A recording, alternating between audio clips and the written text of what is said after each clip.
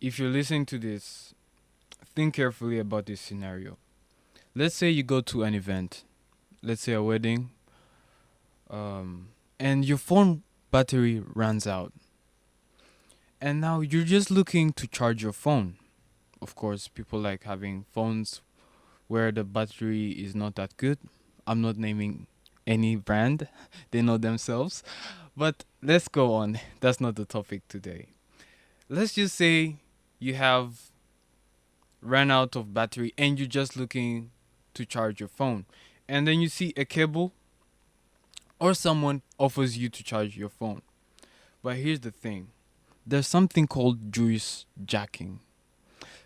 What it means is that this phone cable can be used as a charging cable and also a data transfer cable. That means the moment you plug it in your phone, I'm going to get your sensitive data on your phone. God forbid it happens to you, but we're just informing you. So one way that you can prevent that from happening to you, take your own charger. Yes, be proactive. Take your own um, cable to the event, even though you end up looking like, but you know your phone, the battery is not good. So please have it around you. And here's another thing. Some of us like uh, watching movies online. And let's just say we don't use legitimate websites. Now, here's a friendly advice from me. Please, to protect your device, use ad blockers. The reason why we tell you this is because time and time has proven that these websites 80% of the time have adware, they have old type of malware on them because it's free. So if it's free, then you are the product. Something is happening in exchange. It's whether it's your data or anything. So having an ad blocker adds a layer of protection to you which you wouldn't have had. And having that is one way of protecting yourself.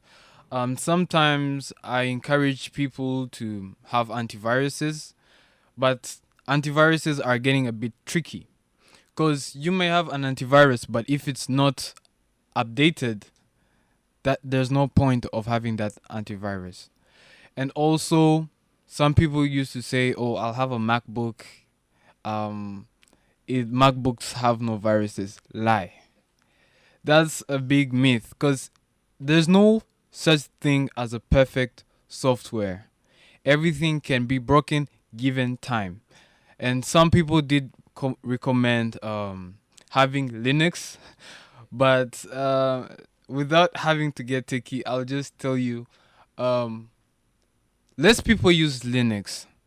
That means there are going to be less attacks towards Linux.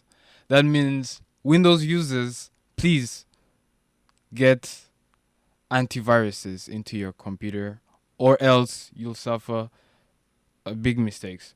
And one thing I would like to talk about is VPNs and public Wi-Fis. Here in this institution, if you don't know, we have a public Wi-Fi.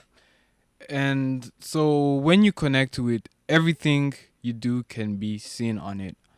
In terms of using, when you're using the network, your internet provider can always see.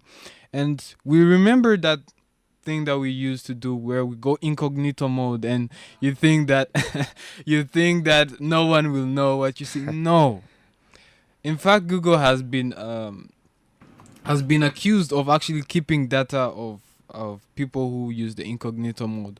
So you think let me use incognito mode to stay private. No, that's not how it works. It's just not keeping your history, but your internet provider can still do. So having a VPN adds a layer, but it's not also safe. One way which will be safe is like having your own satellite having your own satellite giving you internet. That for sure maybe you'll be safe. But in terms of device safety, you have to get your VPN.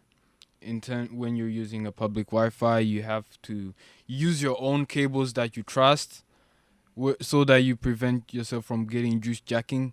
And also, if you see a storage device, don't just pick it up and be curious. Oh, let me plug in and see what's on it. I've seen people do that at our department.